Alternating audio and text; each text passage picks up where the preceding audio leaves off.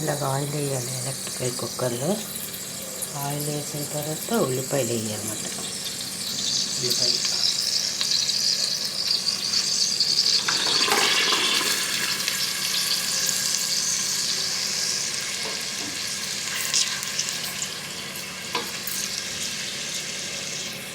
తోటకూర పులుసు పెడుతున్నాను.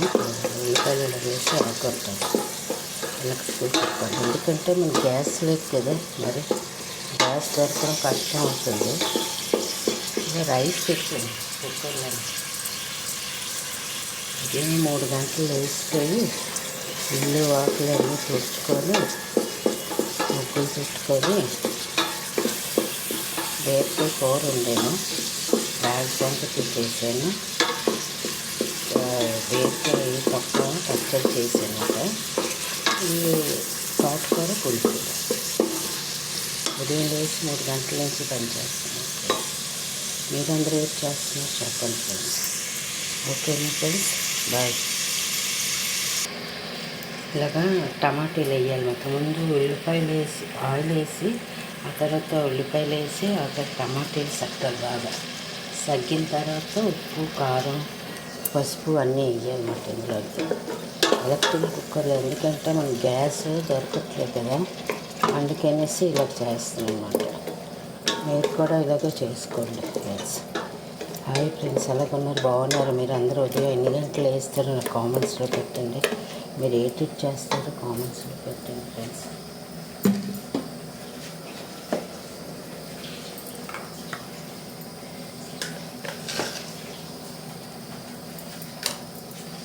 టమాటీ వేసిన తర్వాత ఉప్పు, కారం అన్నీ వేయాలన్నమాట. వేసిన తర్వాత బాగా కలపాలి. దీని తర్వాత తోటకూర వేయాలి.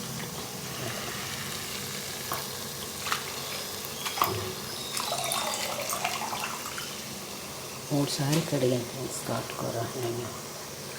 నేను కూడా 3 సార్లు కడిగాను. ఇప్పుడే పడేసి వస్తాయి తోటకూర.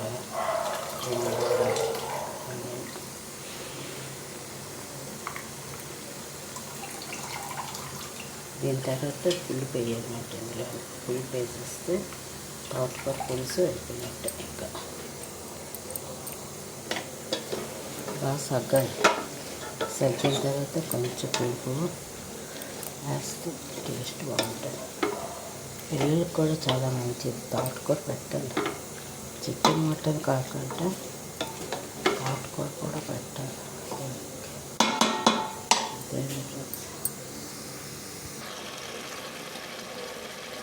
ఇలాగా తోటకూర టమాటా వేసి బాగా సగ్గాలి.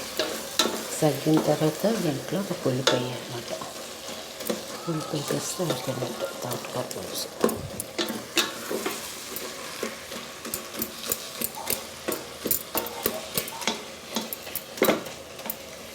చింతపండు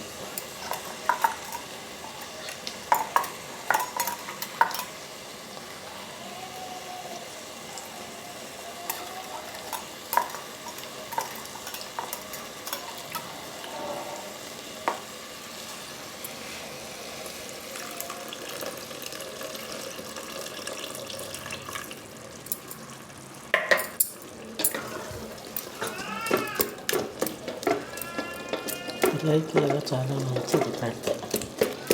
మీరందరూ కూడా ఇలా తోటకూర. Okay friends.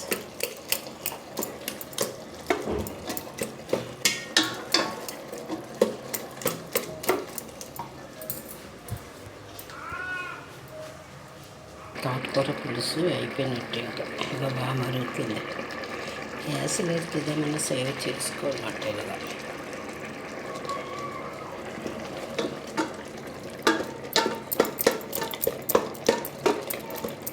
మూత పెట్టేస్తే కొంచెం దగ్గరికి అయిపోయేటట్టు పులుసు.